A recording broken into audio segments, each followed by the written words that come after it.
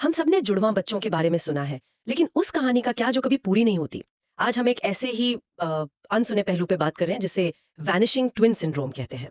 ये सिर्फ एक भावनात्मक क्षति नहीं है, बल्कि आधुनिक साइंस के लिए भी एक बड़ी पहेली है। बिल्कुल, और एक ऐसी पहेली जो हमारी सोच से कहीं ज्यादा आम है। कुछ स्टडीज तो ये बताती हैं कि हर 3 या 4 जुड़वा प्रेगनेंसी में से एक में ऐसा होता है। अक्सर तो मतलब माता पिता को इसका पता भी नहीं चलता। तो आज हम इसी रहस्य को समझने की कोशिश करेंगे। ये होता क्या है, क्यों होता है, और सबसे जरूरी ये आज की जो एडवांस्ड मेडिकल टेस्टिंग है उसमें क्या मुश्किलें खड़ी करता है। हाँ, देखिए सीधे शब्दों में कहें तो ये जुड़वा या उससे ज्यादा बच्चों वाली प्रेगनेंसी का एक बड़ा शुरुआती गर्भपात है।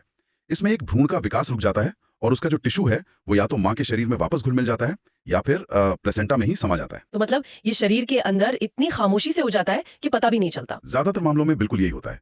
कोई खास लक्षण नहीं होते।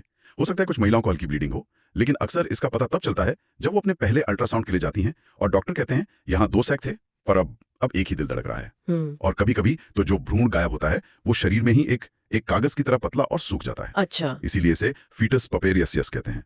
पपायरस का मतलब होता है पुराना कागज। ये सुनना ही कितना उलझाने वाला अनुभव होगा उन माता पिता के लिए। एक पल में खुशी और दूसरे ही पल में एक अजीब सा नुकसान जिसके बारे में शायद उन्होंने कभी सोचा भी ना हो।